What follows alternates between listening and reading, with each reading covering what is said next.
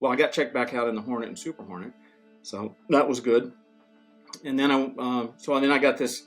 Hey, we want you to go out to Fallon to be the dad out at the Naval Strike and Air Warfare Center. And so I was a commander at Fallon for about a year. And once again, I'm current, so I've been flying the Hornet and Super Hornet. And there's something really wonderful to be a grandfather still getting into an airplane with ejection seats and afterburners and going flying. That was a lot of fun. And then after about a year in Fallon in Nevada, I wound up going to Fifth Fleet. I got a 3rd star and was Fifth Fleet commander in Bahrain from 2010 to 12. And the Arab Spring and all the unrest and the stuff that was going on in the region, that was my tenure, and it was interesting. It was challenging, but what an amazing time to have a chance to serve. Tower, Delaware Station is release you, runway 4 left, 040 at 5, clear for takeoff. Seats high, altimeter 0 eyes, we're clear for takeoff, clear for the airspace. Viper check 2. Viper at ramp curve, all at 354. Lights on. Next picture, 16, 15,000, I'll give you some of that. Viper on targeted. Well, sir, thank you again for joining me on the podcast. It's great to have you back. For those listening, episode with you back in January, we talked a lot about your MiG shootdown from Desert Storm career. I mean, in-depth discussion, but I think we really only scratched the surface and wanted to come back together and talk a little bit, maybe the latter half of your career, because obviously a long time in the Navy, saw a lot of things. And again, we just scratched the surface. So thanks for taking the time to jump back on here and chat a little bit more and share a few more war stories. You bet. You bet. Question that came in, and they wanted to know about the FA designation of the Hornet, because, the Viper doesn't have an FA designation. The reason I gave, best I could surmise, when the Viper was designed, it was a lightweight day VFR air-to-air fighter. What is evolved into is a multi-role air-to-ground, air-to-air fighter. But at the time, Hornet is being developed and vying for competition. My guess is there was the strike fighter mission, and that had to be fulfilled. So the F-18 came out, the FA-18 right out the get-go. Am I even close to it, or what? Yeah, you're pretty close. The Navy was originally going to replace both the F-4 Phantom and the A-7 Corsair with the Hornet. Okay. And so there was a fighter and there was an attack. And in the early days, they were actually, okay, one squadron's going to be fighter and another one's going to be attack. And it's like, you know what? There's not enough room on the flight deck of an aircraft carrier to have an airplane that only does one thing. And so it was originally to replace a fighter and an attack airplane, and that was where the FA, the fighter and attack idea came from. And so that's the only one that is formally FA, 18. But it was unique in that originally it was going to replace both airplanes. As it turns out, almost all the Phantom squadrons were replaced by Tomcats, except for the Phantom squadrons that came from the Midway over in Japan. Those squadrons, the Midway wouldn't handle F-14s, nor would the Coral Sea. And so for those of us... Just too small? Well, they were the same class ship, but yeah, they were smaller ships. So the Coral Sea and the Midway actually, after the transition to the Hornet occurred, were very much like the air wing of today. We had 4 Hornet squadrons on Coral Sea. There were 4 Hornet squadrons, I think, on Midway after the Phantom transition into the Hornet. So anyway, that's interesting. That's how. Okay. Well, yeah, it was a good question, because when you get down to the designations, like K for tanker, I'm somewhere in the Pentagon in the basement someday, back in the day, they're like, yep, this K's would be for tanker, and so on and so forth. The one that I never figured out was when we start vying for new aircraft. And maybe, I've never been able to find it anywhere, but, we have the F-16, the F-18, there was a YF-17, I believe, but then we have an F-117, how we jumped around with the different naming designations. It Yeah, well, in the F-117, there's nothing F about that airplane. It's purely attack. Right. But it sounds better to say F than it does A, I guess. I don't know. I heard the rumor I heard with that one was there was no way you were going to get fighter pilots to go fly a attack or a bomber stink bug looking thing, and so they put an F in front of it. Who knows? I don't know. These are the things. Again, one of those guys. There's probably there's some office buried in the Pentagon that just has 3 individuals, and somehow they're the gatekeepers to that process. Yeah. So after Desert Storm, I wound up going to a joint job. I was interacting with what we call a detailer, the assignment guy, and he goes, "Hey, Mert, you got to go joint. That's the thing that's required nowadays." And I said, "Okay, I'll go fly F-15s or Vipers someplace. I'll be happy to fly an Air Force airplane." He goes, No, purple, you don't understand. Purple joint. You don't understand. And so I wound up going to a job in Supreme Headquarters Allied Powers Europe, SHAPE, in Belgium. And, comparing January and February of 1991 to August of 1991, NATO takes holiday in August, except for the Americans. It was so relaxed, it was stressful. Just unbelievable. Superb holiday at public expense is another acronym that was kicking around there in terms of what SHAPE really stood for. But so anyway, I finished that. Oh, by the way, I didn't go to Tailhook 91, and I had a airtight alibi. I was at SHAPE over in Belgium. So was 91 the year? Yeah, it was the mother of all tailhooks, and I would have been there if I could. Right. Actually, by the time I was there for a while, I learned how to kind of manipulate or make the system work to my advantage. And so I went to the Paris and the Farnborough air shows as a NATO rep. I mean, it was for the good of the alliance, Yeah, no, it's good. But I had gotten most of the notoriety. Nick Mongello. I'd been aide to a 3-star. In fact, the 3-star that was in charge of naval aviation, a guy named Dick Dunleavy, a delightful, wonderful leader, great guy. He was in charge of naval aviation still. So I'd been his aide back in 88, 89 timeframe. Now 90, 91 come along, Desert Storm. So I was pretty comfortable. I knew the air boss really well. I mean, he was somebody I just did work really closely with. And so I felt like, Nick has been kind of overshadowed just because my missiles got there about 7 seconds earlier or something like that. And I've just, based on the seniority and the first, I had more notoriety than he had. And so it's like, it's okay. And plus, we had just barely gotten to Belgium as well. And it would have been kind of an unpopular decision on the home front to go, I'm going to leave you and the kids and go hooting and hollering and have a great time in Vegas. And so I stayed back. I missed Tailhook 91. Anyway, and then subsequently you were able to stay in the Navy. So that was a pretty dark chapter, and I'm sorry it went the way that it did, but I wasn't there. Yeah, the credit. I've never been to Tailhook. I see a lot of my Navy buddies who are going to Tailhook every single year. The piece of it for me that stands out, again, never having been there, that was obviously a very dark time period. But the fact that Tailhook still continues today, that it overcame and righted the ship, if you will, is impressive, because it's a great organization and a great group of people to hang out with. It really is. So it's good to see that it's still alive. So I finished my joint tour. I came back and wind up getting slated to the same squadron I'd been in for Desert Storm. So VF-81, the Sunliners. I was a department head in 04. Then I came back, and the way the Navy system works is you are the XO. I'm an 05 now, commander. You check in as the executive officer, you're number 2, and then after a certain amount of time, then you fleet up and become the skipper. And so I checked back into the squadron in December of 93. 93. So I'd gotten back in summer of 93. Now I check in, and we're about to make Saratoga's final deployment. She left the pier on our last deployment in January of '94.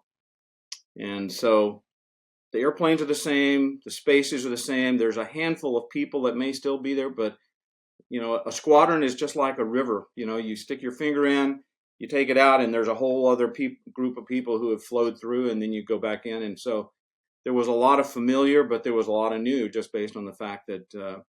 But it was kind of weird to be in the XO stateroom, because that had been the XOs, and now I'm the XO. Anyway, we got over to the Med, and things are kind of heating up in the Balkans, in Bosnia Herzegovina, and they had put a 20-kilometer exclusion zone around Sarajevo, no artillery or no ordnance, kind of some sort of a no fire zone, if you will. Well, and there were NATO was involved. So the very first sortie that I flew into Bosnia Herzegovina, I had a nugget wingman, call sign Rain Man, Colin Farrar, a really, really good young guy. And so our job is to really provide jet noise and prove that we're there and we're kind of overseeing all the things that are going on the ground. Well, there's about a 14 or 15,000 foot overcast. And so to fly below an overcast, you're at tactical airspeed, you're moving the jet around. And so you use up a lot of gas. So at this point, it's like, okay, we now need to, we'd made a couple of loops around the area. Like, okay, we've done our job, let's pop up and now save some gas as we're getting ready to go back to the ship. And then I get this Chariot or Jehovah, whatever the KOC director directs to me, hey, you do this, go to Ivory 6 and check in with Disney 69 or something like that. It was a Dutch FAC on the ground in Sarajevo. So suddenly there's a huge wave of adrenaline. I had spent all my time in the brief kind of reassuring Rain that it's going to just be a kind of a cakewalk. It's not going to be, we're going to be ready, but, don't be too spooled up about it. So we check back in with this Dutch FAC, a NATO FAC, on the ground in Sarajevo, and hey, this is me, what do you want? He goes, well, there's a firefight that's going on down here, and using the runway length of Sarajevo Airport is one unit of measure. He directs my eyes over there close to the stadium. I got it. He goes, okay, I want you to simulate delivering ordnance. I said, what? He goes, I want you to pretend like you're dropping a bomb. And so I said, okay. So I told Rain, I said, hang out high and just keep your eyes peeled and tell me if you see anything coming up. I didn't want to run him out of gas any more than it would be me, not him, that would have to deal with the real gas problem. And so I rolled in, and the FAC comes up. I make a nice mock dive bombing run and come off. And Jenkin putting some chaff and flares out and stuff. And he goes, oh, it's great. They're not shooting at each other now. They're shooting at you. What am I doing here? So I did, spent probably, 15 minutes doing that. And, by the way, the next day there was a horrible tragedy of a mortar attack or something into a crowded market. And I remember reading the next day that, there was this aggressive NATO airplane that was flying over Sarajevo.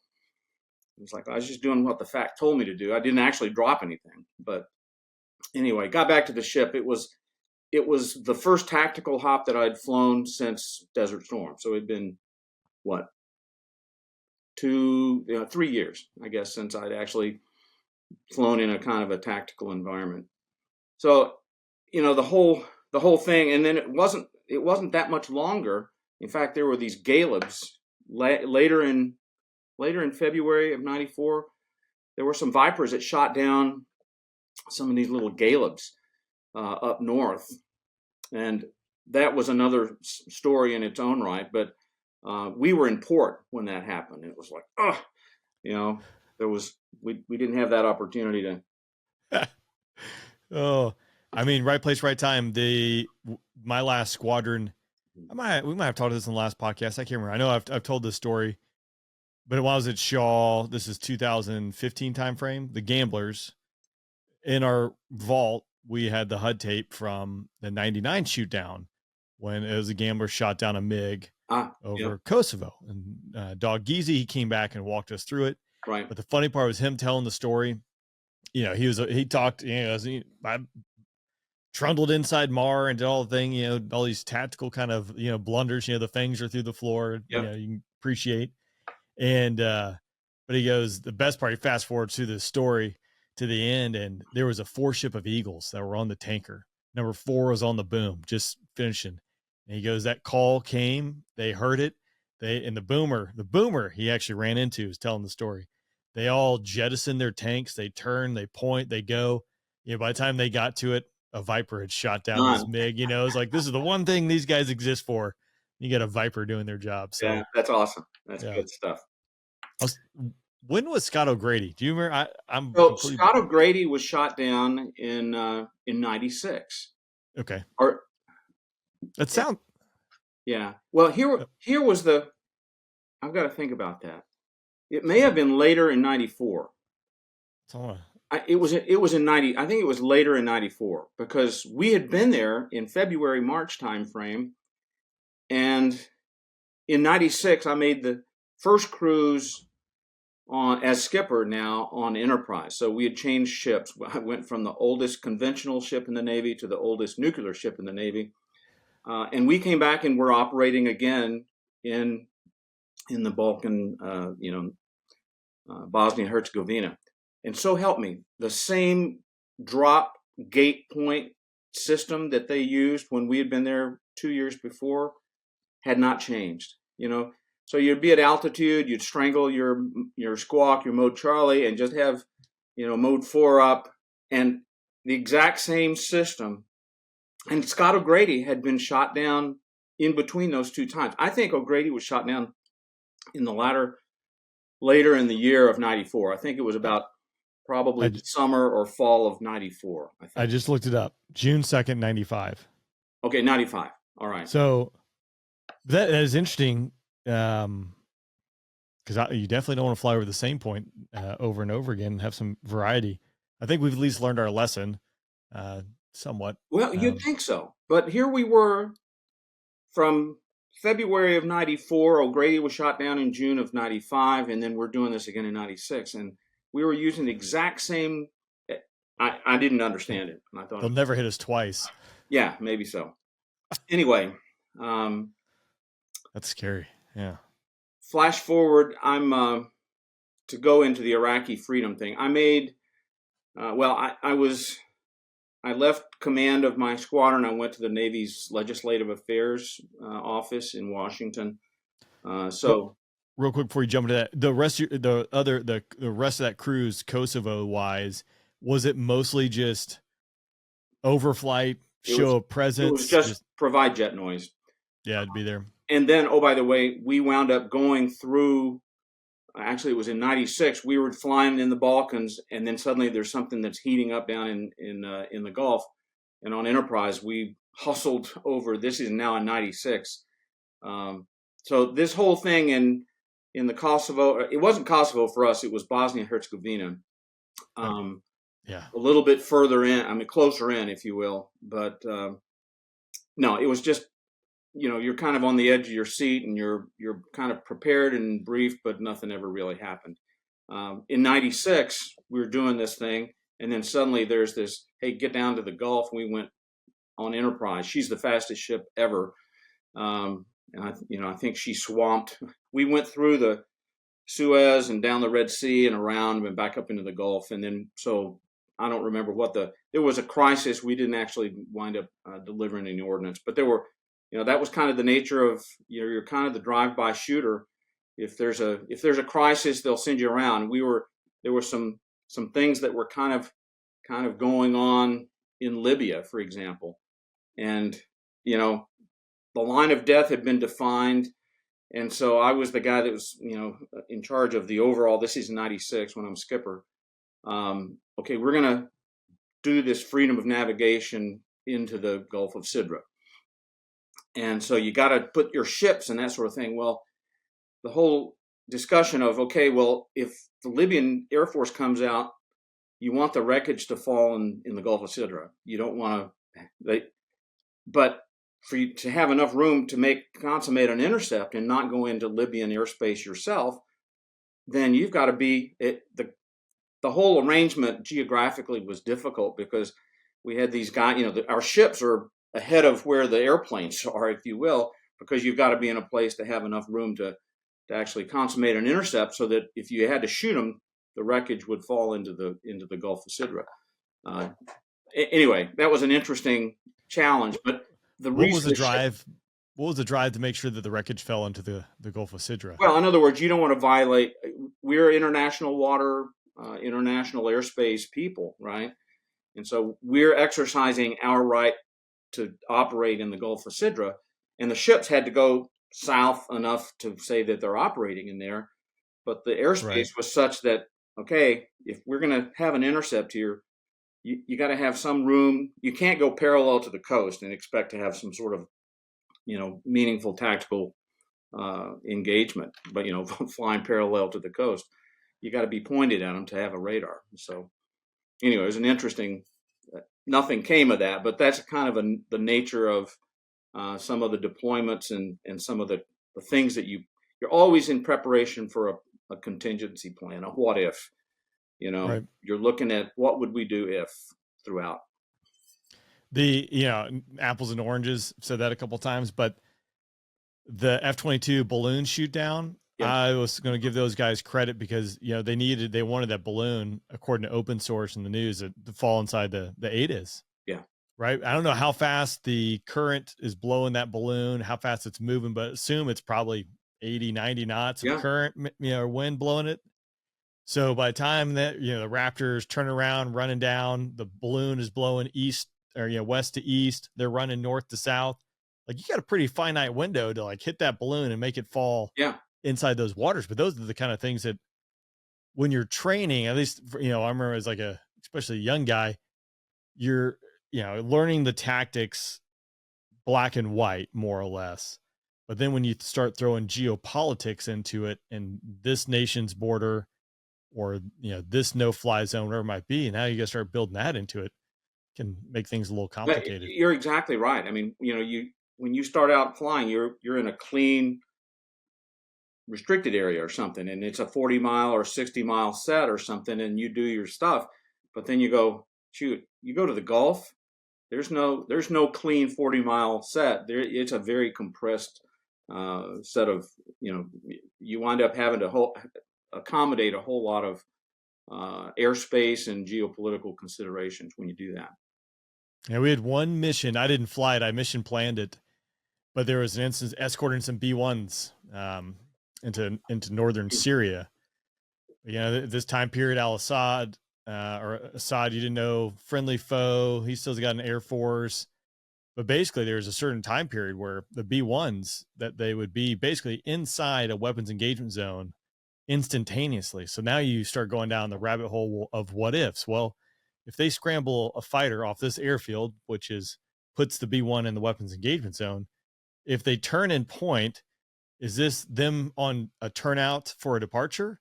Is this them showing awareness to go shoot the B-1? Yeah. So you start getting these problems that make you think. Yeah. So interesting times. So anyway, I finished my legislative affairs tour in '99. I was fortunate. I was selected to stand up to be the first skipper of the first Super Hornet Squadron. So VFA 122 was resurrected. It had been the old SPAD, the old Sky Raider rag back in the day, back in the 60s. And then it had been the A7 rag as well.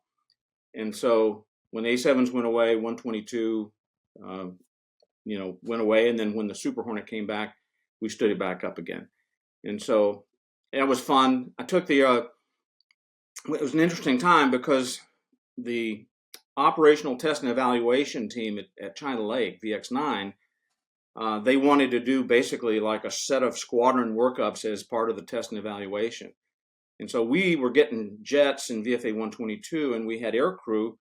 And so VX9 had the lead and the operational test, but a bunch of us from 122 wound up flying in operational test and evaluation for the Super Hornet, and it was basically like we had a Key West det going down and bumping heads with a bunch of Vipers.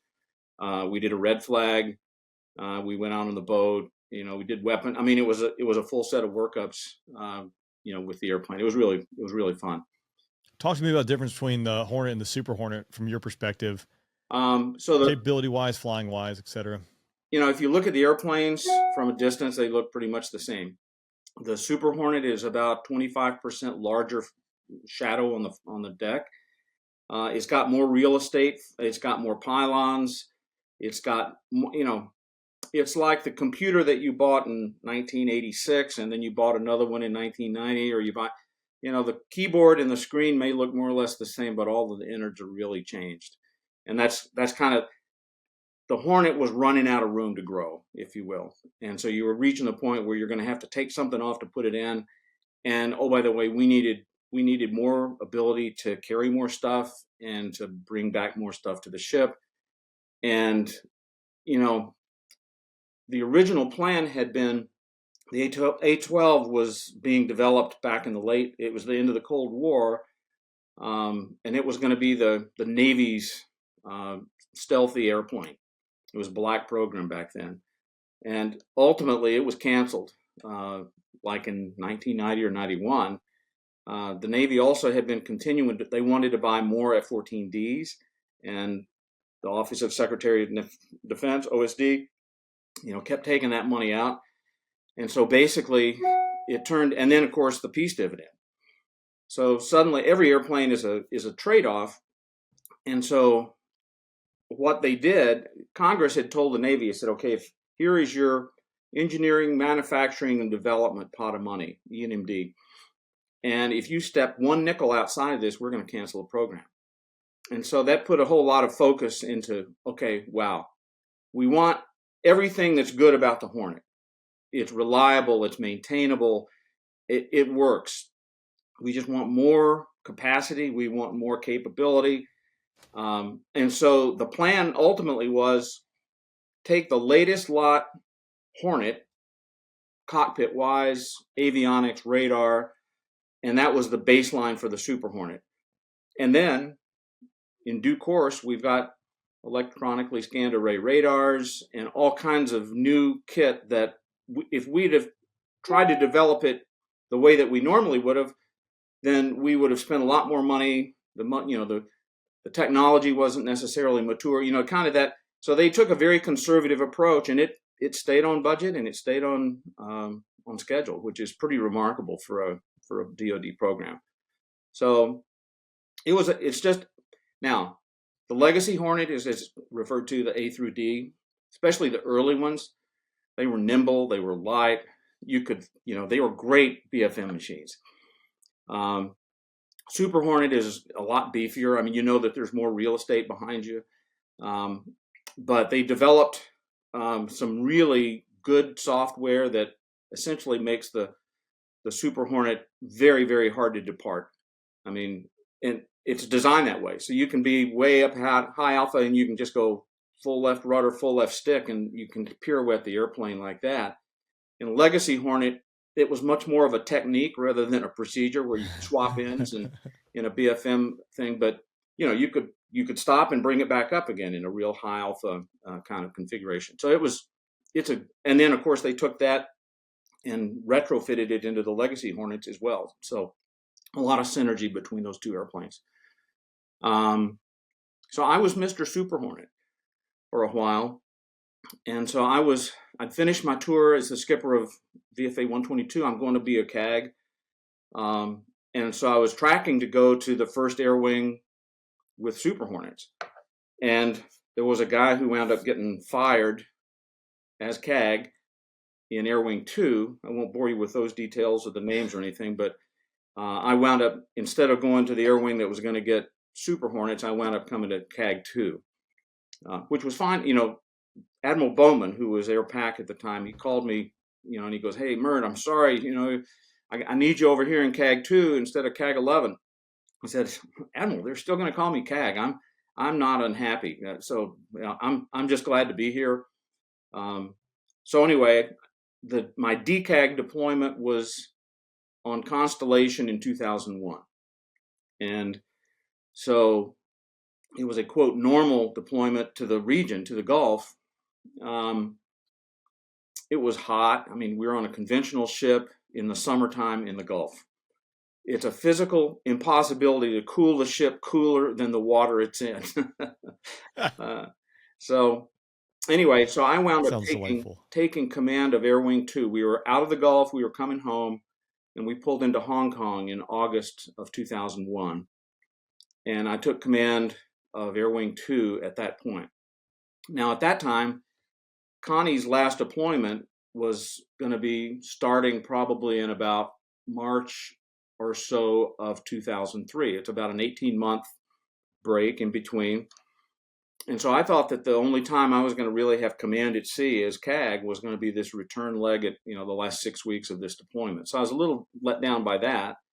But of course, we pulled into Pearl Harbor in September 6th, 7th, 8th time frame. And I remember going to the Arizona and looking down there and seeing the names of all of those sailors that had died on Arizona in Pearl Harbor. And I wondered, those guys didn't have a clue on Saturday, December 6th, what was going to happen the next day.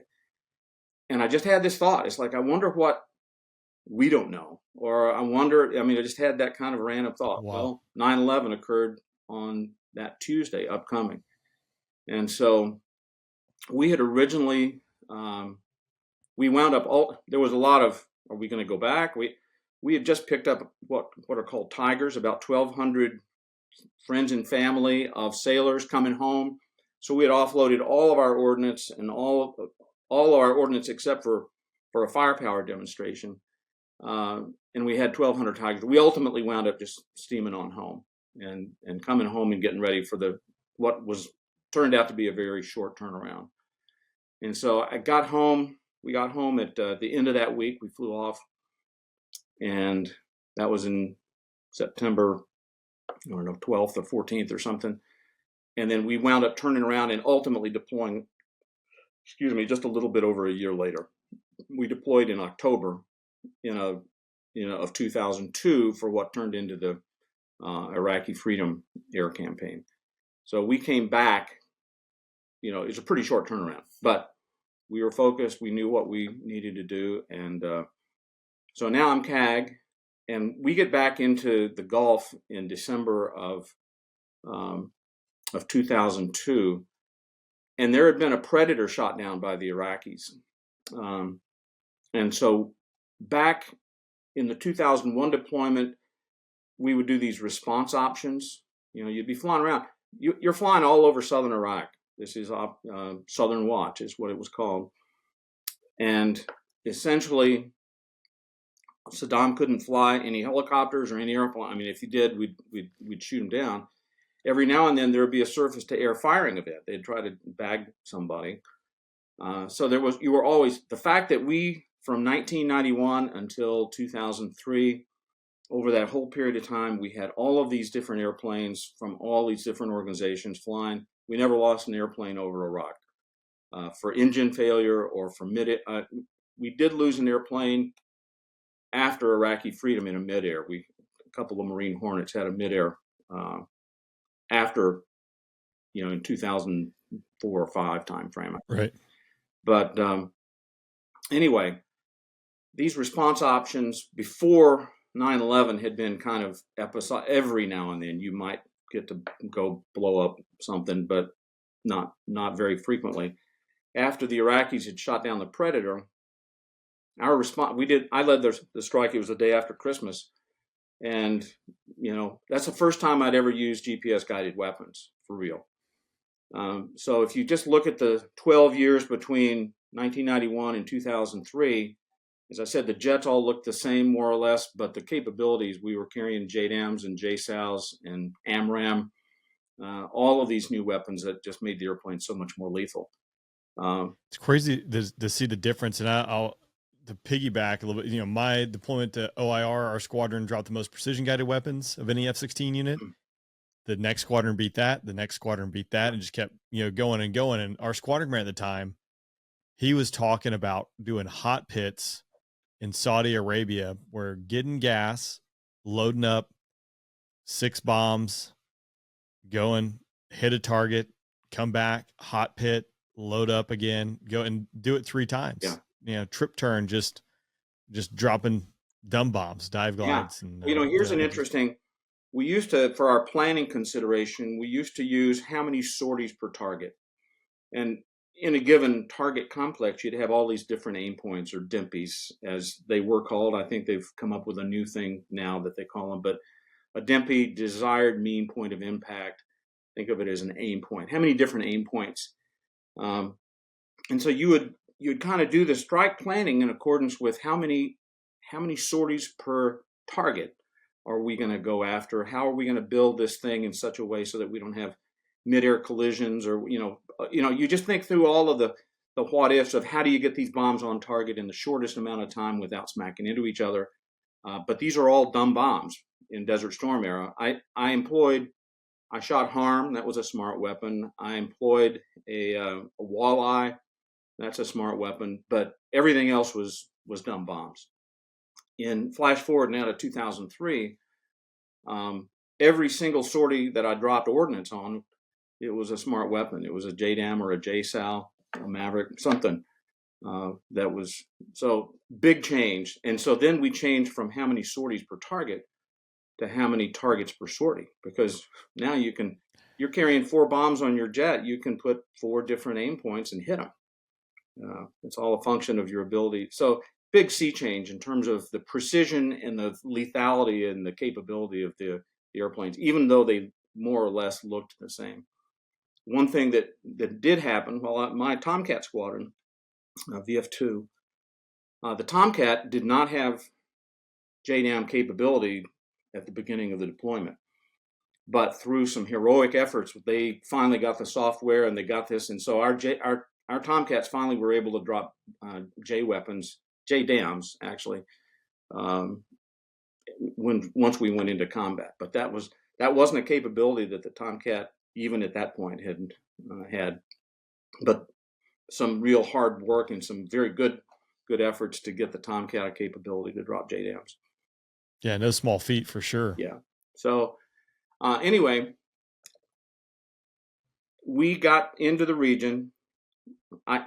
So the day after Christmas of 2003, I wound up dropping ordnance for the first time in anger for a long time, and we kind of know there's another big difference. But in Desert Storm, none of us had gone in country ever until the first day of the war. I mean, and in Iraqi Freedom, all of us had flown dozens of times into Iraq in terms of the Southern Watch. So we knew the geography. We were on a completely step plane higher awareness of where things were and how things, how to get in and out, and just a much higher level of understanding of the geography and the layout of everything there. As the war appeared to continue to draw near, they finally designated us, Constellation, as we were going to be the night carrier. And it was only going to originally just be a temporary thing. But we changed our body. We got to sleep a little bit longer, and then basically by the time we get into combat, we are waking up at 1700, having a breakfast meal, and then we start flying at 2100 and fly through the night, and then till about 10 o'clock in the morning, and then knock off and sleep during the day.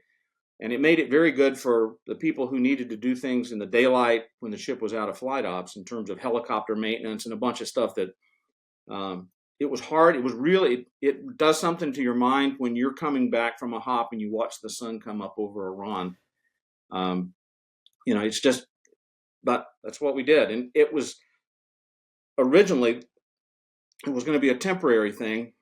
So the Admiral came to me and to Fozzie Miller, who's the CEO of Constellation, said, "Hey, do you guys want to go back to the day schedule?" And of course, both of us our tongues are hanging out, and said, "Yeah." And he goes, "Okay, well, why not pulse your pulse your crew, see how everybody's doing with this. And unanimously, all of the maintainers, everybody that makes things happen is like, oh, no, it's cooler at night. It's just a better thing. And so we were the night carrier for the entire duration. And originally there was this, there was a plan. It was going to be something new and different. We were going to actually have an opening strike in the daytime.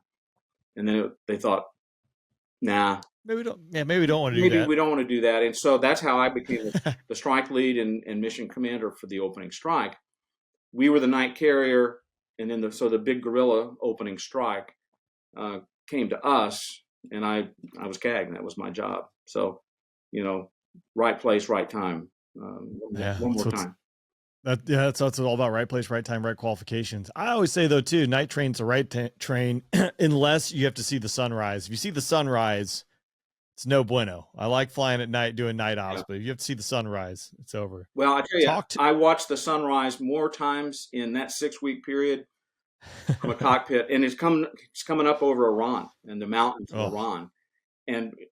But if you're on goggles, you're looking on goggles, you can see the pre-dawn glow. You go under the goggles, it's like it's black as pitch.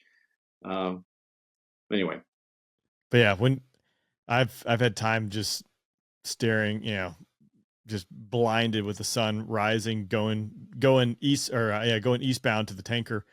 Talk to me about the opening strike and the night. What went into that? How much of a joint effort was it? What did it look like? Yeah.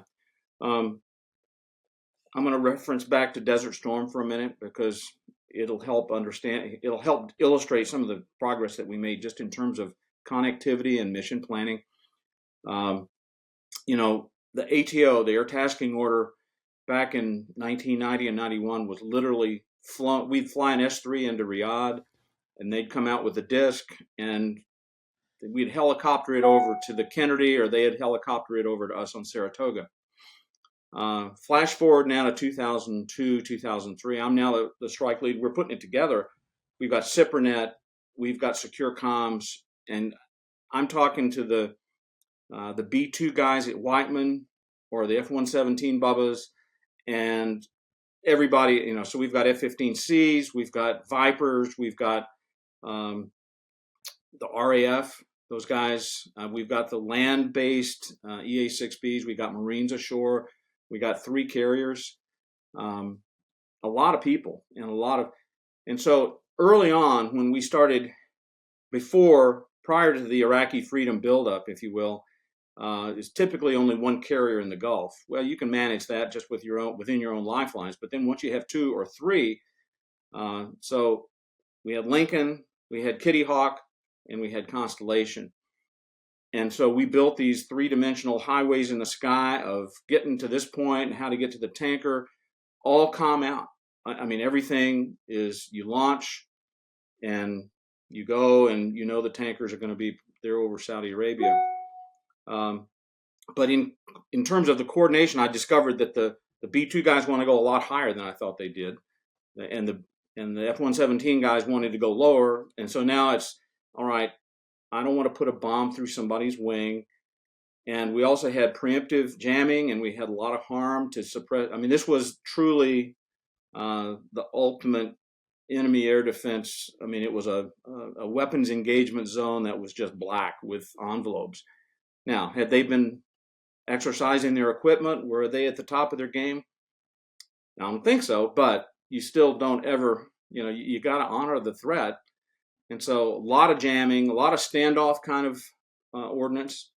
And then as we're getting closer in for the people that are actually delivering JDAMs, in downtown or in that vicinity, it was probably about a 40-minute precision ordnance demonstration that pretty remarkable.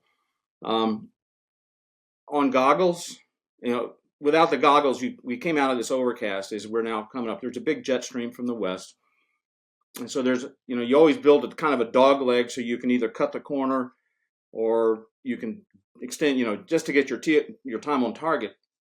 But as we came out of this big overcast from Saudi Arabia, you can see the eagles over there high, streaking in there. And on goggles, you can see a little bit, there's some shepherd's fire or something, but there's not much out there in western Iraq. So we're coming in from the south with a pretty stiff jet stream at altitude. And then we come out of that overcast, and Baghdad's about the size of Detroit, and it was very, very well lit on goggles. It was pretty dim as the naked eye. But as we get closer in and closer in, then finally, boom, things are starting. The early standoff stuff is starting to hit, and at 2100, it was just like, it was like the Super Bowl at the end of the game with all of the flashing and everything. There's just things popping. It's all ballistic. I don't think that they had any hard locks, but there were missiles that would come up as we're getting closer to delivering our ordnance, coming up through your altitude or bursts, enough to keep you moving the jet, I guess is another way to put that.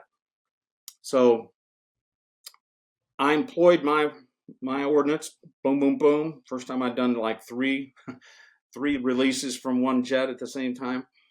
And as I'm coming off, so I'm in the southern suburbs of Baghdad when I'm coming off target, and up in the probably around 28 or 30 maybe thousand feet. And so I'm in a right turn, starting to flow, and we're going to get back into our egress block. And I'm looking down on goggles, and there's just this grid square of little sparkling lights. And it's like, what is that? And I kick the rudder. I'm standing in a bank here while I'm looking at it, and it's Iraqi troops that are arrayed on grid squares. Blocks and blocks of land just shooting up. It would be in fact, we lost a helicopter down a little bit south of Baghdad, an Apache. They were ready for low altitude ingress. And, I looked at it and was like, this would be a really bad night to go low. And then we came out, and of course, the whole timing of when the actual air campaign starts versus the ground campaign, A Day, G Day, in Iraqi, in Desert Storm, we had a 6-week air campaign and a 100-hour ground war. In fact, there were concerns that, okay, if we now start this air campaign and we're kicking his ass, he's going to torch oil wells and do all kinds of bad things to his infrastructure.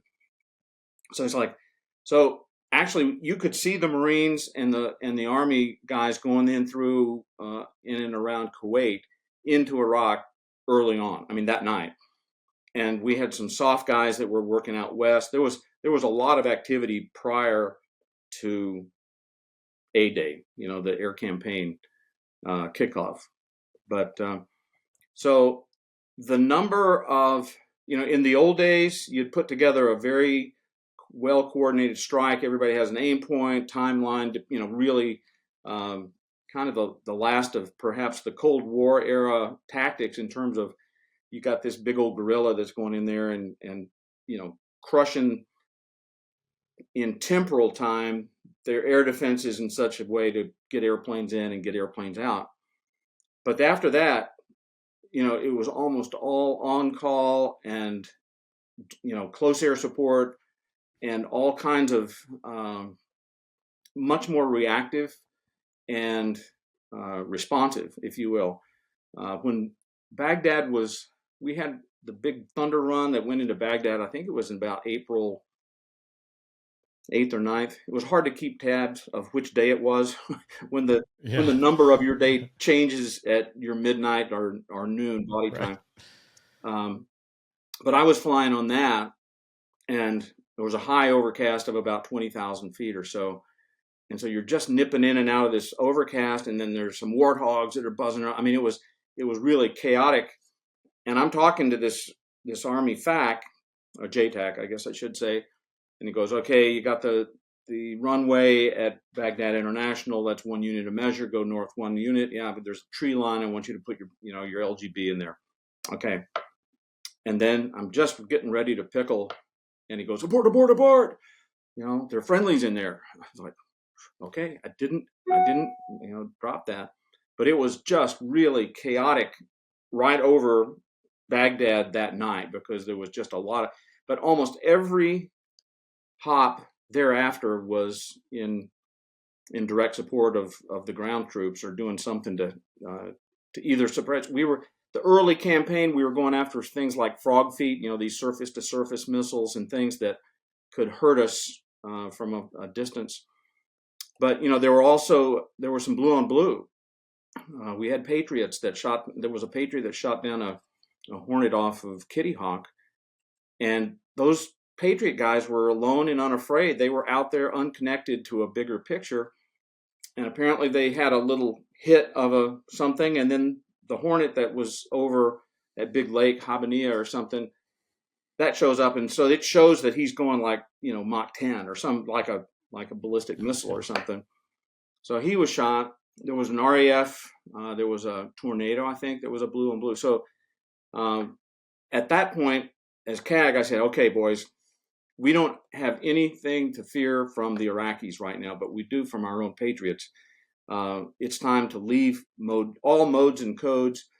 At least when you're going in, okay, you can be strangled, but as you turn around, all modes and codes, don't hesitate to do everything possible to identify yourself as a friendly. It was a hectic time. That's wild. That's scary to think about too. I had heard the story about the Hornet getting shot down the Patriot. We'd incorporate the Patriot into a couple red flags. I'm sure it had been done prior to my time there, but I got a tour of the Patriot battery at my last deployment. Yeah. And again, not to knock them, grateful for what they do, but my exposure to it was some 18-year-old kids who basically just have a big red button and it's a black and white. Yeah. Well, it's Pac-Man technology. It looks like in the 80s. Yeah. And, that's a thing. Shoot it. I mean, there's no, like, we're going to use thought process. I mean, and this is a general statement. I know it's not true, but to a certain degree, there's, Pac-Man technology. And then you got young kids that, are not necessarily going to have the full or situational awareness. Or just sleep deprived, who knows? I mean, there are lots of reasons. So I flew in Desert Storm. I think I flew 18 sorties that I delivered ordnance. In Iraqi Freedom, I flew 14 sorties, of which I dropped ordnance on the first 11, and then the last 3, there was no place to drop any bombs. So the first time I didn't drop, that'd be my 12th sortie. It's in the daytime. I'm flying with an experienced lieutenant commander, department head from one of the Hornet squadrons, and we're going up we'd already taken Al Najaf a couple of weeks, 2 or 3 weeks ago. I mean, that was early. It's down south. It's kind of between. There's Baghdad and Al Najaf, and then there's Basra. I mean, they're not in a line, but anyway, Najaf was yesterday, 2 weeks ago, kind of stuff. And so we get, hey, check in with Diablo 6-9 on such and such frequency, and then we plug it in. It's like, oh, that can't be good. I mean, we're going to go to Najaf. So we check in with this guy. Well, he said, okay, I'm distributing humanitarian relief supplies, and I've got almost a riot on my hands. So I just need you to distract these people and get their attention. And so I was like, oh, we can do that. And he said, there's no threat. I was like, okay, yeah, I'll believe you. But we get down and did some mission essential flat hatting for about 3 or 4 passes. Najaf, it's like out of the Bible. I mean, it's just everything is an old brown colored, and there's this enormous cemetery north of town. I mean, Najaf is one of the Shia holy places. But down there, raging, did a pylon turn around this mosque minaret. I mean, it was pretty fun flying.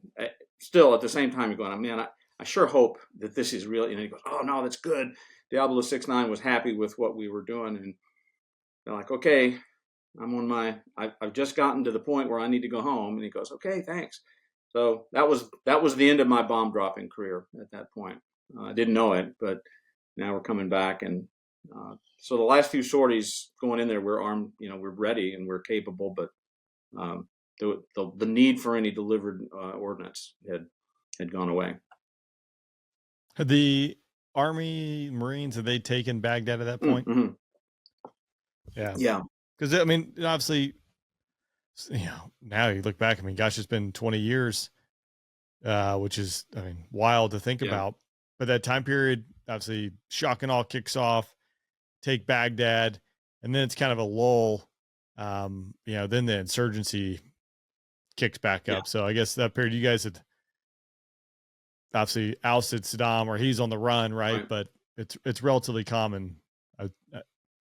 And I say again, relatively welcomed, the coalition presence there on the ground, but obviously that changed. Well, over time. Actually, if you think about this, we, in 1991, there had been there were restrictions on the Iraqi Air Force and Army operations, but we did not prevent them from flying helicopters because they had made this case of we need it for delivering supplies and so forth. So Saddam really, he came down hard on the Shia down south, the Shia Arabs, the Marsh Arabs, and he cut off the water. I mean, and so we had the coalition, the U.S. is like, hey, you should revolt, you should rebel against Saddam. And then it was like, nah, never mind, we're not going to do that. So it's not completely unsurprising that there wasn't all of that. I mean, everybody was happy Saddam. Oh, let me rephrase this. All of the Shia and the Kurds were happy that Saddam was gone. The Sunnis were very sorry because they had been the ones that were, Saddam was a Sunni, and he treated his Kurds, he gassed the Kurds back in the 80s. He treated the Shia atrociously. And if you were a Sunni, by and large, you had status and wherewithal. So you can't appreciate how broken Iraq was, and I think kind of still is, but it's all because of Saddam. He was he had everybody in the West convinced that he had weapons of mass destruction. And that's how you stay in power.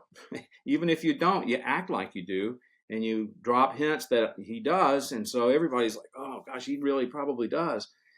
And, it's pretty easy to be critical of Bush 43's decision to do this until you go back and you go, well, if there were some bad guys that had the opportunity to get their hands on weapons of mass destruction that we thought the Iraqis had, now you look back and it's yawn, and gosh, what a terrible decision. If we knew that he didn't have weapons of mass destruction, I don't think we would have invaded. We thought he did. And so did the UN, and so did the rest of the world. I mean, there was a pretty strong case in terms of he had gassed his own people. But it really did upset the balance of power in the region. So when Saddam went away, we're guilty, in my opinion, of mirror imaging. It's like, okay, as soon as we can get an election, these people with purple fingers and, okay, democracy's set in. It's like, no, that the soil in that region does not support self-government. And I'm sorry, the soil in Western Europe and in the United States, that turned out a different way because there was a different culture and a different soil for freedom to begin to grow, or representative government. That's still, maybe it'll come. I hope it does. Before there was oil, there was water. Iraq is the land of two rivers, Mesopotamia, and it's a fertile, verdant, with people, and the Iraqis are clever people. Don't they were led by a real loser, but they have water. They've got smart people. I mean, the rule of law kind of came out of Babylon back in the day.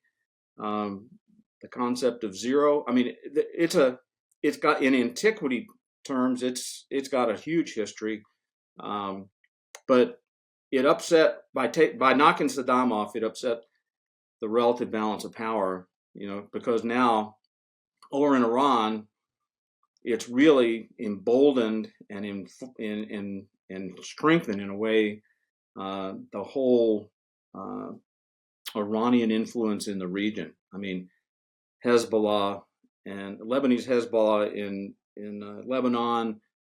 Hezbollah is basically an Iranian-sponsored terror outfit, and they've been able to proliferate a lot more than they would have if Saddam had still been there. So I was part of, stopping him in 1991 and then helping topple him in 2003.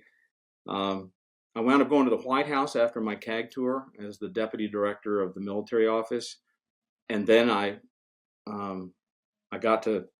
made flag and I became the director of the military office. So I went with W on a couple of trips, one to Iraq and another one later on to Afghanistan. But here was a bit of a cosmic thing. I'm on Air Force One. We're going over Mosul. We're going into Iraq, and this is in 2005, I think. And a guy named Mark Tillman is the president's pilot in Air Force One, an Air Force colonel, great guy. And we do this honking. We're at 20,000 feet, like a chrome-plated crowbar. We're coming down, and then he breaks his rate of descent, makes a circling turn, and lands. Boom! And then as soon as we got off, he scooted down and went down to an alternate field away from Baghdad. But as we were coming in, one afternoon, it was in the morning, and we had been looking for the Iraqis knew that we wouldn't destroy the infrastructure, the bridges and the overpasses and stuff, and so they were hiding some of these surface-to-surface missiles under their overpasses and bridges. And so one day in April of 2003, we were looking, trying to see if we could see anything underneath overpasses, and if you could get down and you could find it and not destroy the bridge, if. Anyway, I got to know the northern part of Iraq, of Baghdad that day. And now, flash forward a few years, and I'm now in Air Force One in the exact same airspace, looking at that. Oh, there's that infrastructure that I was looking at from the cockpit of a Hornet. So I was like, that's pretty amazing here to be in Air Force One now, looking at a spot that I'd been trying to figure out where some surface-to-surface missiles were. And then in 2006, I left the White House to go be the senior Navy guy in Iraq as a one-star. And I do. Before we jump back to Iraq, curious about the White House.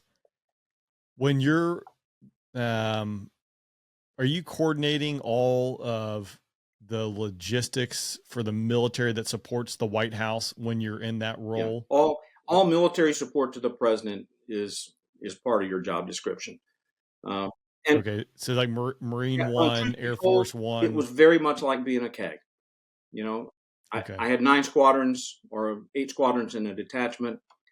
As the director of the White House Military Office, I had Air Force One, Marine One, Camp David, the medical unit, transportation guys, huge communications agency. I mean, it's a multifaceted, lots of moving parts kind of thing. And the president is commander in chief 365 days a year. And so, he's got other roles. He's the head of state and he's the head of his party and but he's commander in chief 24/7, 365. And so he always has to have, he's got an aide with him that's got the football and all of the stuff that goes into the function of being the president. And so it was it's sort of like juggling crystal. As long as you don't drop anything, it's fine. No big deal. No pressure. Nothing like being in, seeing the 43. There was a secure call between him and between W and Tony Blair that failed. And I remember the glare. I mean, WACA, the White House Communications Agency, is mine, and I kind of had the laser spot on my forehead. And one other time, you know, the H-3 is a magnificent, reliable old girl. The first H-3 landed on the South Lawn in September of 1961 in the Kennedy administration. And if you could point to any other president or any other organization that the last H-3 was built, I think, in 1973. And so the way you mitigate it, it's not unsafe, is another way of putting it, which is, that's why I have gray hair. One day, the H-3 lands on the South Lawn. The president's going to make a few remarks. And so they had to shut the APU down. And he made the remarks. And now it's like, oh, APU won't start. Oh. And so there's always a contingency. They take him on a motorcade out to Andrews or wherever he was going. And then, of course, as soon as he left, the APU started fine. And, you know, away they flew. But, you know, things like that just keep you on your toes. It was, go ahead. How, so talk to me too about flying on Air Force One. I know you were really busy and doing a different job, but what was it like? What is it like flying around on Air Force One? First of all, I only traveled with the president whenever there was a largely military mission. I'd go with him, for example, to the NATO summit in Istanbul, or these trips to Afghanistan or Iraq. And so you have your own seat, and it's assigned to you, and it's very nice, and everything is well organized. And you know, the senior enlisted of the Air Force, Air Force One, that was the highest. Air Force One and Marine One, those are both high performing organizations, and you get really the top of the line, everybody. There aren't that many people who really know how to work on a 747-200, especially with all the kit that it's got on it. And so people can make, and do make, Air Force members can spend a lot of time as part of Air Force One. The senior enlisted, what do they call them? Like the chief or the. Anyway, I was in constant tension and conflict with big Air Force, because they wanted to take people away from Air Force One and send them to Korea, or send them to, you know, that's what you do in an Air Force career. And it's like, I would have to, not W himself, but my boss over in the West Wing, I'd say, hey, they really want to, they were, you know, and from where I sat, they were trying to make Air Force One look like a C5 organization in Dover, you know, and it's like, that's good for everybody else, but it's not good. So it was a fortunate thing. I mean, as the Bush administration, my predecessor was a Navy 1-star, and then I was a 1-star. And so we'd both been 06s, and then made flag and became the directors. And the Bush administration liked that because we could push back against the Air Force and not hurt our careers, you know? Right. So, but because the Air Force One is flown, I think Colonel Tillman, there's a Nat Geo documentary that was done when he was the pilot, but he is the pilot, or, you know, whoever is designated, like that's it. Which is kind of wild to me. I figured, you know, it'd have been a crew rotating through, but no, it's him. As long as, I mean, if W liked him, and he did, then Tillman was there, and he's just a marvelous guy. You'll really, if you ever have a chance to talk to him, he'll fill you with some good stories. And obviously they've got other, you know, the Presidential Airlift Group is an elite group, and they do a lot of all of the really highfalutin movement of distinguished visitors around. But yeah, a whole nother world. So now I was trying to figure out a way to grace. I could have stayed at the White House until the end of the Bush administration. They liked me, I liked them, but I knew that I needed to get back to the Navy, because most people think, oh, all you're doing is you're going to social events, and, you know, it was at work by 6 or 6:15 in the morning and home, late in the evening. That was the tour that Priscilla learned how to make Manhattans for me. It's like, is this a Manhattan night? And it goes, yeah, it is. Have one ready when I get home. But so I was trying to figure out a way to gracefully leave without saying I didn't. I mean, I just wanted to get back to the Navy, and they were, as a new 1-star, like, okay, we've got you slated to go be a strike group commander. And it's like, I'm all over that, And so anyway, it shakes out. I wind up being tagged by the CNO to say, hey, go to Iraq. And this is 2006. Now, I was busy with my day job. I wasn't really paying that close attention to what was going on in Iraq. I mean, I knew it was hard, but that was kind of an army and, those guys. So suddenly I find that I'm going to Iraq. And so as the senior Navy guy, and you talk about a fish on a bicycle. I mean, I parachute in there, not literally, but I go into a multinational force in Iraq, the headquarters. My original job was as the deputy for strategic effects. Strategic effects being all things non-kinetic. So like finances, rule of law, electricity, plumbing, sewage, utilities, all the things that make life go on are strategic effects. And I told him, how tight are you with the State Department there? I figured, that feels like a State Department or NGO one would think, type blood charge. Anyway, so my 2-star Army boss, a guy named Bill Caldwell, great guy. I said, boss, I don't know anything. I know how to blow those things up. And in fact, I've done more than my fair share of blowing things up in Iraq than most anybody I know. And it's kind of appropriate. I should be here to try to help them stitch this back together again. I don't know anything about them, but here's what I bring to you. I know how to lead. I know how to build a team, and I'll learn all the rest.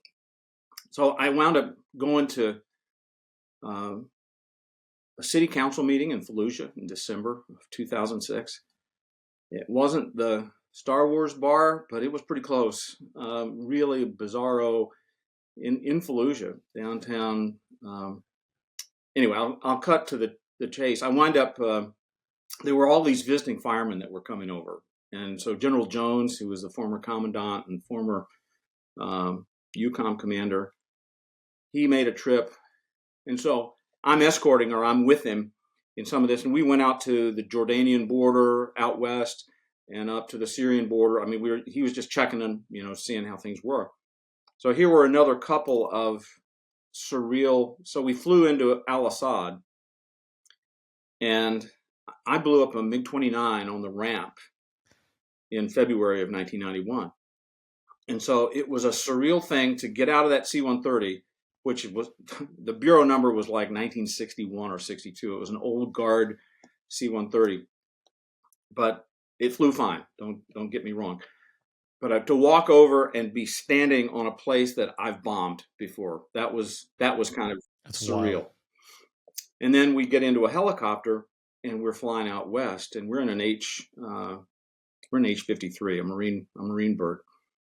And here we are, we're flying over H-3, which was my target on the first day of Desert Storm. And I asked I went up to the cockpit and I said, hey, can you guys just lean a little left here? H-3 is right up here. And he goes, yeah, sure. So we flew over it at 6,000 feet at 130 knots or something. And once again, there was just this bizarro feeling of, I never got that low, but there's H-3. And I dropped bombs on that, and, I had a pretty high pucker hop that day. Anyway, there were a couple of those things that just, you can't make them up. It was kind of a surreal thing. That's still, I go the Al-Assad piece. I've told that story a couple times. My experience with it. So one, my dad and brother, both contractors in Iraq, about the time frame that you're there. So it's probably my time, but they're doing firefighters, one in Kirkuk, one in Baghdad, bouncing around. But then, fast forward, the Iraq war is over, and then it's Operation Inherent Resolve. ISIS has popped up. Al-Assad by the end of the war, there at one point there were tankers there was a swimming pool. I dropped a bomb right outside the gate of Al Assad, but my dad at this point, he's back in the States, is like, I might go back into the contracting world. They're looking for people they need Al Assad. And I tell him this story. And then there's like YouTube videos at this point of ISIS inside Al Assad. And I mean, no kidding, firefight doing it. In my second to last combat sortie, we treated Al Assad that if you had an engine problem, if you went in there, you would treat it like a downed airman. The other jet is not going to land. It's going to provide support and hang high. And my second to last sortie, we had an A-10 that had threw a fan blade through the motor on the tanker. His wingman has to jettison all his storage because he's got no gas. They both limp into Al Assad. We're, right there and, escort him in. But it's funny. It's like even not fun. It's not funny. I mean, but the fact that how this thing has ebbed and flowed back and forth and just kind of, you hear these different stories. And I mean, I've flown over H3 on the way in there. It's still there. It's kind of, well, talking about Al Assad, there was a guy, this is back in Desert Storm, but it's a story that's worth telling because we were dropping bombs on Al Assad. There's a daytime strike, this is 1991, Desert Storm. And there was a guy that was on the Admiral's staff, an aviator, and he had found out that he was going to come to VFA 81 as a department head. And so I went to the skipper and said, and he was current. I mean, he was day CQ'd current, and he could fly the jet. And so I said, hey, skipper, it'd be good if we can get him a couple of sorties, just so that when he gets here and all of the salty JOs are all saying, where'd you get your paper cut from? That he had a little bit of street cred to be able to say he flew in this thing. He goes, okay, Mert, and you look after him. I'm like, okay, great. So we go to Al Assad and we're dropping our bombs. We rolled in, coming off, and here's the guy's over here, and he's just being a nice, smooth, just like at Pine Castle or at he's not moving the jet around much at all. And there is an Iraqi gunner that there's a poof, poof, poof right behind him. It says, move your jet. Anyway, so we get back to the ship and everything's fine. But that was a little bit of a memory jogger when you were talking about things going on at Al Assad. That it's wild. I mean, it's wild. Think about like what that place has been through.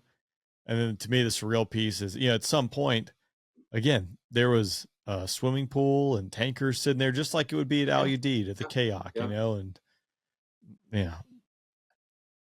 from dropping bombs back on it. It's just kind of, it's wild. It's real. So,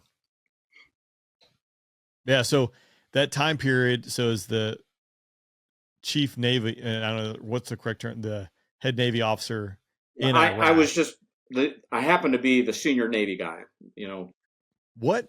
And so and with that, so you're worried about infrastructure rebuilding, doing all those things. What did that look like? Were you working as like the Army Corps of Civil Engineers? Well, I wasn't rebuilding stuff. And in fact, I didn't stay in that job very long. I got there in November and, I went to the city council meeting in Fallujah. That's wild.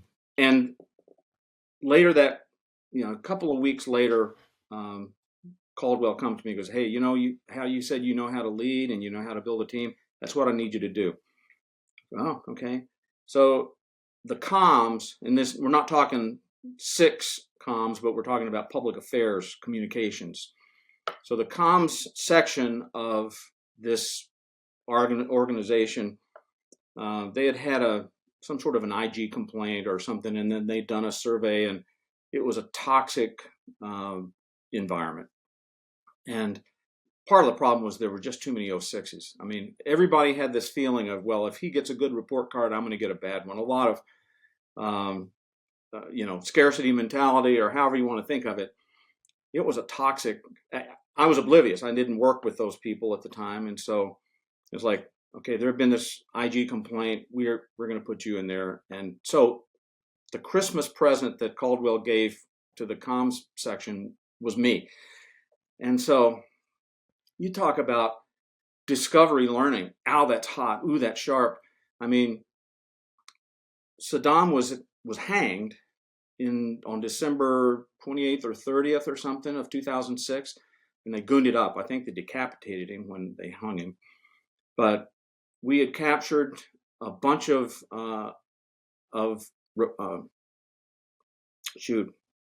Iranian. I'm having a blank right now, but the Iranian infiltration into Iraq. We caught these guys from the. How can I? Is it like the Iranian guard? Yeah, or? what do you call those guys? Yeah, Revolutionary Guard. Sorry, yeah, senior moment. So we captured these guys, right. and at the same time, these explosively formed penetrators that can just cut. I mean, it's a precisely machined or cast thing that it sets off an explosive, and it has this molten jet of copper that'll just go right through inches and inches of steel. It'll go through anything, and that's the whole Humvee up armored. I mean, I always felt that I was probably gonna, if I was gonna die in Iraq, it was probably gonna be in a Humvee that was gonna flip over, because these things are grossly overweight now. They've got all this armor, and they're going, and you got these guardsmen from Illinois or something that are driving them, and everybody. And so it'll be like, just relax, man. Come on, let's get there. Anyway, that's an aside. So I became, I was a spokesman, and I kid around. My parents were married. I know both of my parents. I was not qualified, I thought, to do this job. I'm being facetious, but it was just, everything was new. It was the hardest year of my life, trying very hard not to be the story. You're just trying to, and not be everything's fine, it's getting better. I caught the last 3 months of George Casey's tenure as the commander, the 4-star at multinational Iraq, in multinational Corps Iraq, MNFI, multinational force in Iraq. Are you having to do press briefings? Yeah. Is that what? So you're the 1-star that we all see on TV that's given the daily updates of how it's going. And so trying to be honest, what a good, but at the same time, okay, you got your talking points. So I got the last 3 months of Casey's tenure, and then the first 9 months of Petraeus's tenure, and what a sea change. Very different approach. Casey, Abizaid, those guys all said, hey, you know what? We're the irritant. We are the infidel. We are the thing that's inflaming this situation. The sooner we get out of here, the better. And Casey took President Bush's, as they stand up, we'll stand down. So all of Casey's focus was on bringing Iraqi security forces up so we could leave. Now, notwithstanding that we had stood down everything that was the Iraqi army, I mean, we're working uphill because of some of the decisions that were made very early on by Bremer and those guys. We should have at least kept some sort of a structure of, I'm not an expert on that, but I can tell you, if you're a young Iraqi male, you don't have a hope, and you're trying to feed your family, and somebody will give you $20 to put an IED out there, you'll do it.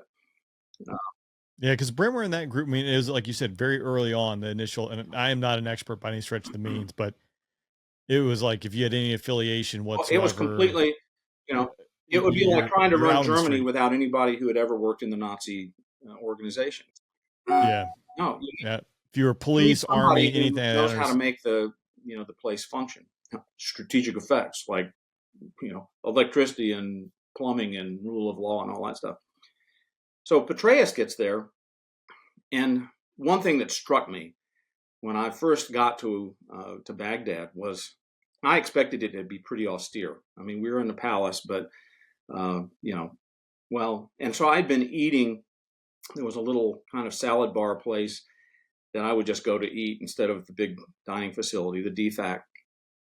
So Thanksgiving's coming. And I thought, you know what, I ought to have a Thanksgiving meal. So the first time I go to the DFAC is Thanksgiving of 2006. And as I'm walking to the DFAC, there's this reverberating kaboom and this kind of conventional mushroom cloud. I mean, it's just a big, but there's, something horrible has happened over in Sadr City, 250 people killed by a truck bomb or something. So I go into the DFAC and it's surreal. I mean, they've got the pilgrims, mannequins of the pilgrims, and this cornucopia thing, and you got these skinny little Bangladeshi dudes that are slopping on huge portions of American Thanksgiving roast, turkey and potatoes and dressing and gravy and stuff. And, we were really deprived. We only had 28 of 31 Baskin Robbins flavors. I mean, it was just crazy. There was no, and you go across the street to the exchange and they had 44-inch plasma screen TVs. Who buys that? Who is the, why do you need this? I mean, and some of these contractors were doggone, they hadn't missed many meals in the DFAC. I mean, they come in there and they put their big old gut on the table and then they'd start, making another trip to the ice cream machine. It was like, this is surreal. It's just bizarro. There was one, here's another, now that I've just jogged that memory. I was running inside the perimeter one afternoon. I always had a cell phone, and they've got these little, I'm sure you saw them in Al-Assad or other places where, you've got these cubicles of concrete. They're little shelters scattered throughout just in case there's a missile attack or something. So I'm running along and, you've been to an air show or you've been out on the line where you hear somebody just at the number, I mean, the crackling. And I stop and think, oh, there's some young buck that's thumping downtown. Where is he? And it's going, oh shit, that's a rocket. So I go get into this little shelter and there were another couple of, going by. I call them, I'm okay, it's fine. But those are just the kind of, or another time, the Iraqi soccer team won somewhere. And so the word goes out, don't go outside. Celebratory gunfire is, because the Iraqi soccer team won. Anyway, it's a surreal spot. I do remember, that's funny you mentioned the DFAC. I remember Afghanistan, the DFAC, like for St. Patrick's Day, Bangladeshi servers, whatever it is, but they have it all decorated up. Yeah. Easter, was another one, Christmas, and it's like the full 9 yards. And it's like, this is odd. I think American servicemen need and women need every good thing. But so I guess the point that I was kind of going towards, and I got derailed on my own track here. So when Petraeus is coming, my talking points in January of 2007, Casey was not into the surge. And my talking points were, General Casey is not against additional troops, which is a pretty damning with faint praise. Okay, he's not against. There's a double negative there. Okay, Casey didn't think they were necessary. Petraeus gets in there, and he wants everything. The surge. It was a different approach. It was a different way of doing it. And so all of the logisticians in the run-up to Petraeus is taking over, and it's obvious that we're going to do this surge thing. They're wringing their hands. We're going to have to build all of these Fort Dusties out here, these Fort operating bases everywhere. We're going to have to, and Petraeus gets there, he goes, no, I don't want to build any more infrastructure here. We're going to be out and about and in the midst of the Iraqi people. And so we'd have these little combat outposts where an American soldier, an Iraqi policeman, and an Iraqi soldier would be together. The Iraqi army had street creds and the confidence of the Iraqi people. The Iraqi police had been working for Saddam, so people didn't trust him. And the American soldier, and these guys are living out in town.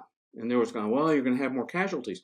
Well, the people that were in the beltway, the belts around the suburbs around Baghdad, it was like, hey, where have you guys been?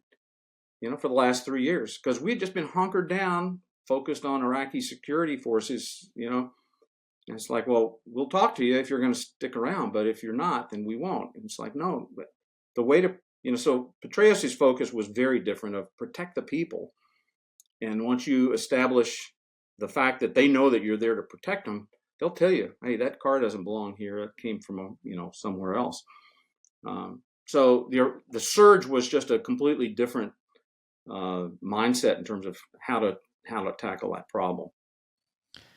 At that level, how long does that strategic type level vision, I mean, it's a bipolar swap almost.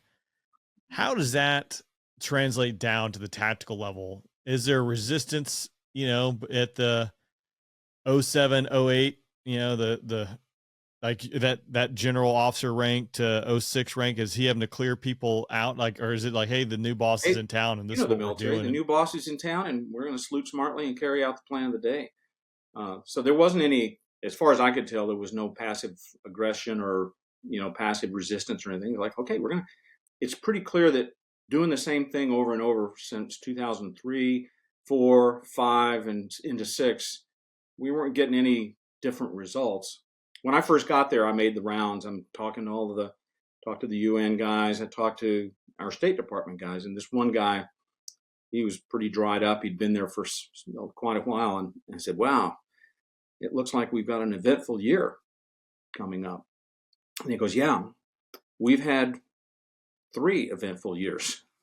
And we've had 3 or 4, however long it was, 1-year wars. You know, our swap out would be, okay, those guys left. The guys that are coming in said, they don't know anything. And then they have to learn by the hard way. And then by the time they leave, the new guys come in and they don't know anything. I mean, it was a kind of so the unity of effort over time from 2003 to 6 was focused on the Iraqi security forces, with the asterisk or the caveat that we had done some serious harm to that effort to begin with, because the Iraqi security forces that had been in existence had been disbanded. And then when Petraeus got there and the surge, that was a sea change in terms of, and there were results. You know, we were making progress on that. Of course, we pulled out completely at the end of 2011, and then guess what? ISIS reared its ugly head. So you'd had, you know, Al Qaeda of Iraq that morphed into, you know, ungoverned spaces like Syria, Yemen, Western Iraq. Those places just breed bad things. And so when the Iraqi security forces were just being torn apart by ISIS, you know, in 14, you know, well, we weren't there. We were out, and there was no way for us to. Anyway, that's a whole separate. That's a different. Yeah, hopefully it's not foreshadowing for Afghanistan. You know, but that's exactly what happened in Afghanistan. You know, and don't get me started on that. That's a painful subject. I think what's most ironically enough, I did just interview yesterday Alex Pelbath, who was the air mission commander. He was the last C-17 that took off out of Afghanistan, doing the evacuation there. You know, just hearing that, it's very interesting. You know, it was painful.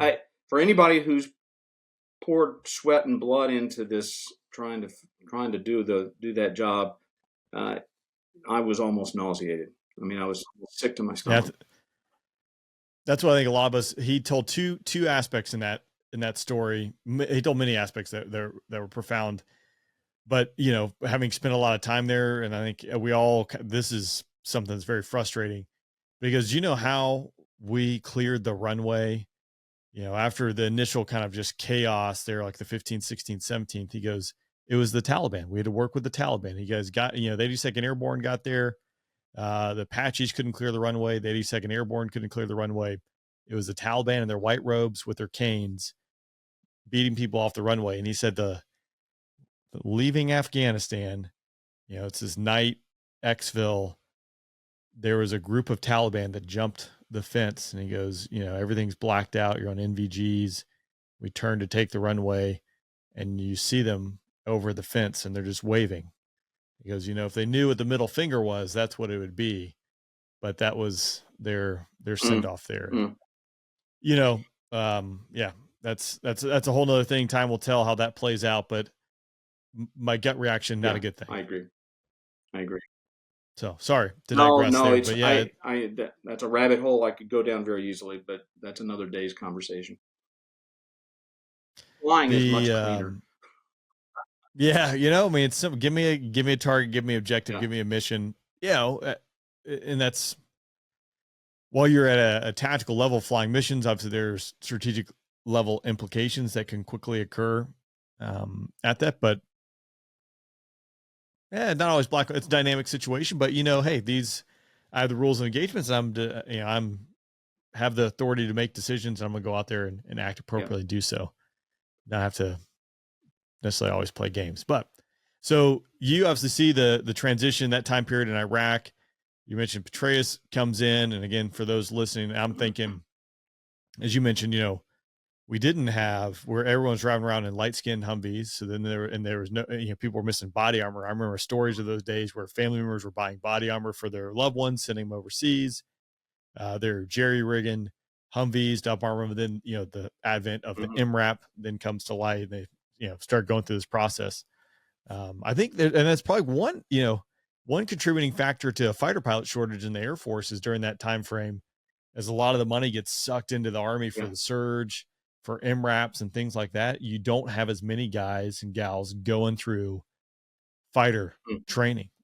It's just one of the things, which is an interesting, consequential result of balancing budgets, et cetera. But, so I left Iraq at the end of 2007 and then went to the strike group. So I got command of the Harriet Truman Strike Group, and in fact, joined them while deployed. So I was back in the region in 2008 as dad now on the Harriet Truman, and that was was a lot. Is that a two? Is that a 2-star billet? It's a 2-star billet. I was a 1-star. I got my 2nd star while I was in command of the strike group. Came back from that, spent about a year in the strike group command, and then got this awesome. Well, I got checked back out in the Hornet and Super Hornet, so that was good. And then I got this. Hey, we want you to go out to Fallon to be the dad out at the Naval Strike and Air Warfare Center.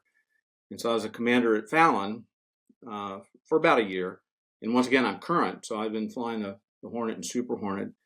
And there's something really wonderful to be a grandfather, still getting into an airplane with ejection seats and afterburners and going flying. It was a lot of fun. And then after about a year in Fallon in Nevada, I wound up going to 5th Fleet. I got a 3rd star and was 5th Fleet commander in Bahrain from 2010 to 12. And the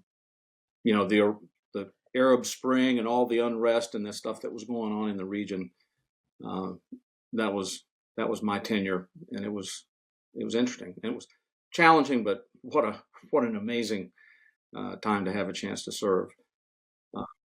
Well, I know we talked last podcast too. I think I was going out the door at the beginning before Operation Inherent Resolve was even named, and obviously you're involved with that.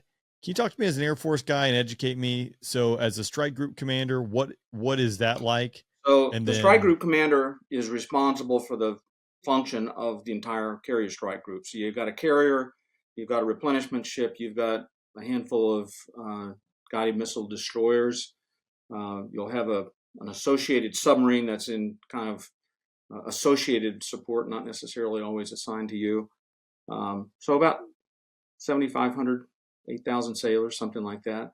So the carrier and the air wing, and then you've got 4 long ball hitting 06s that are working for you. The CO of the ship is the captain of the ship.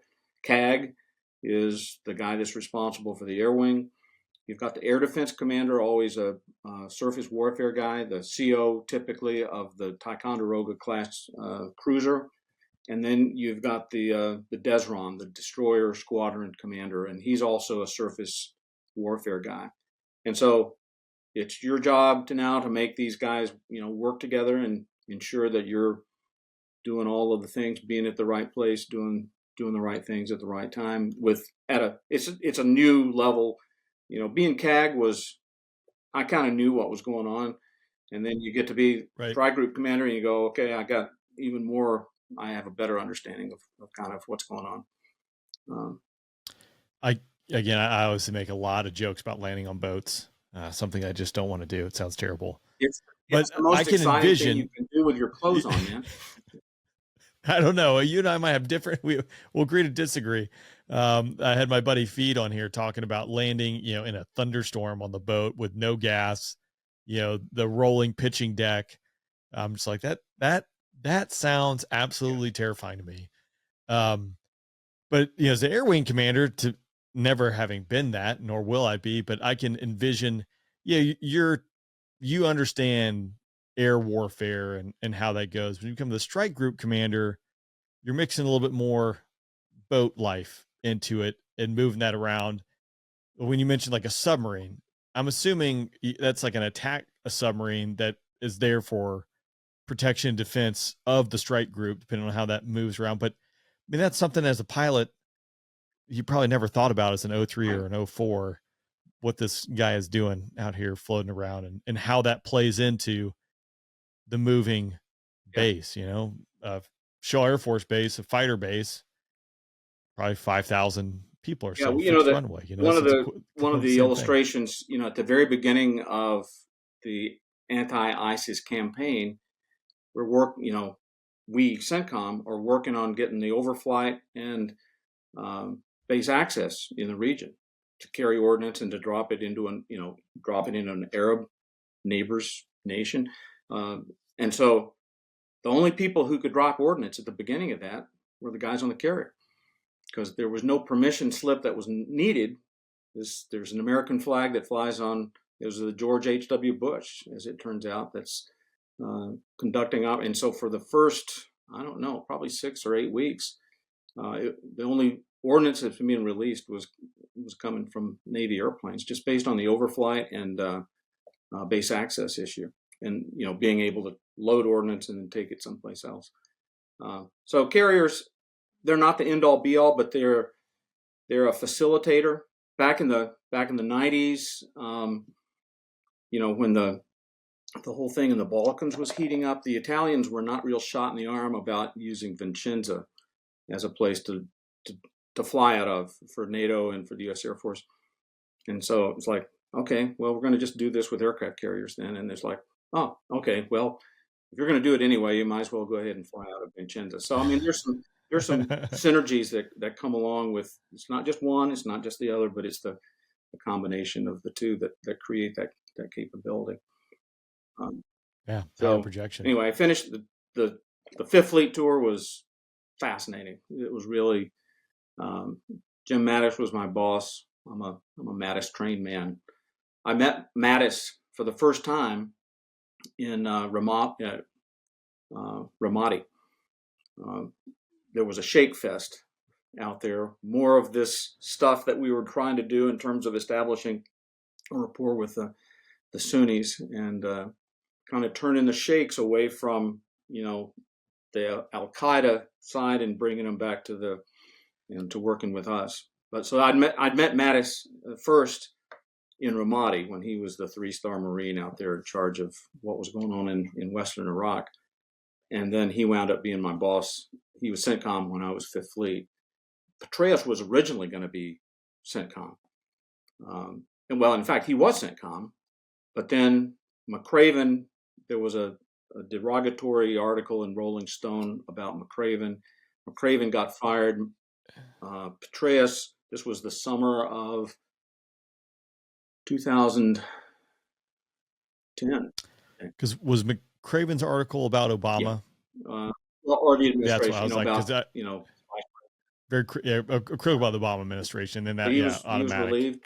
And then so Petraeus was CENTCOM. He had been the 4-star in Iraq, and then he went to be CENTCOM. And then this was sort of a demotion, or at least a lateral 4-star thing, where he now took over in Afghanistan.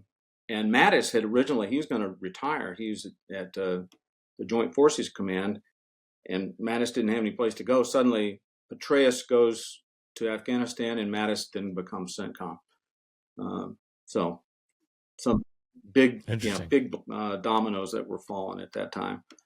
Then anyway, came back to the Navy staff for a year as the N3, N5, and then finished out the Navy journey there in Tampa as the deputy at CENTCOM. It was a great ride. I'd go back and do it all again. I'd be a little smarter the second time.